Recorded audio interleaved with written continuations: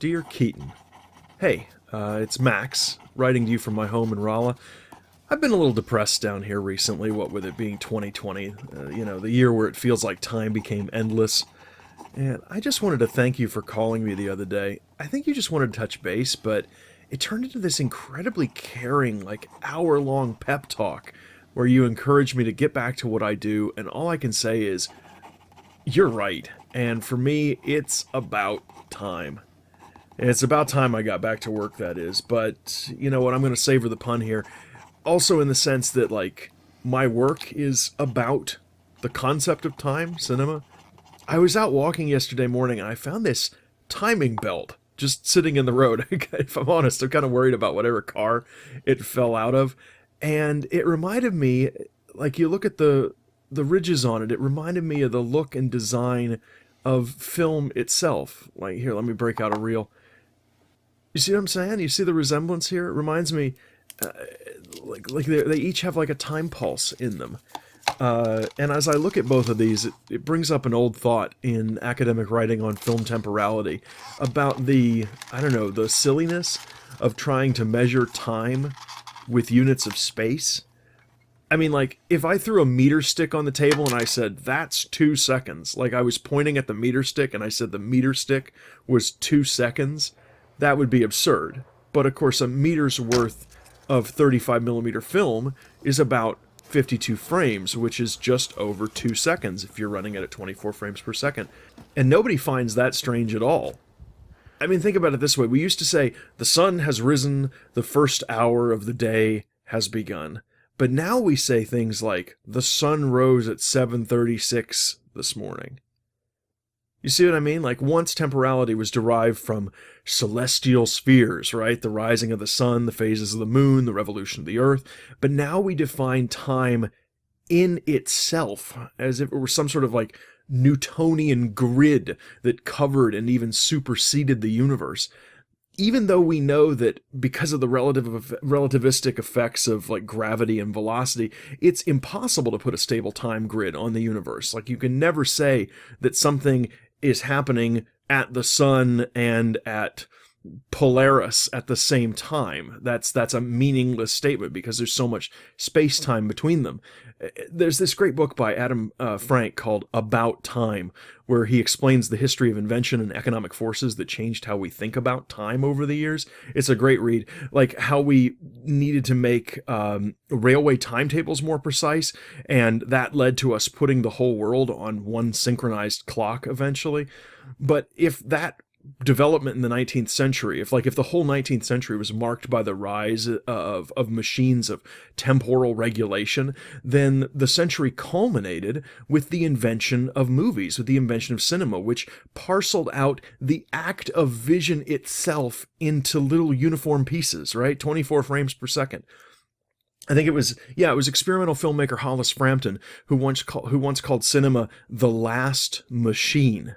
He said, the sum of all film, all projectors, and all cameras in the world constitutes one machine, which is by far the largest and most ambitious single artifact yet conceived by humans. He wrote that in 1971.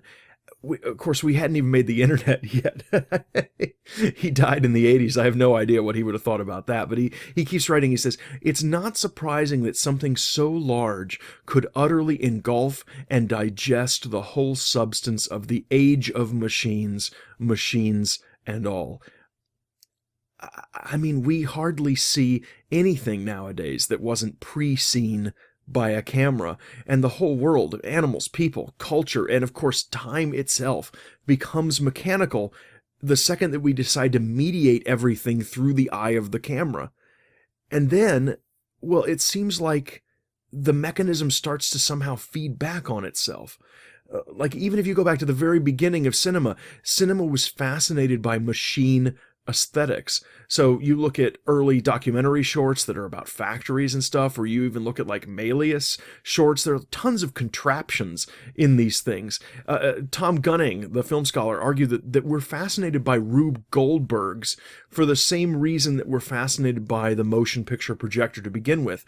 We're just interested in this mechanism and mechanisms in general, and this fascination continues. So, like the breakfast machine in Pee-wee's Big Adventure, when I was a kid, I remember watching and rewatching The Great Mouse Detective whenever I could. You see that movie? Because there's this Rube Goldberg device in that too. I would play that scene over and over and over again. There's even an incredible sequence that takes place inside the gears of this giant clock. It was a Big Ben.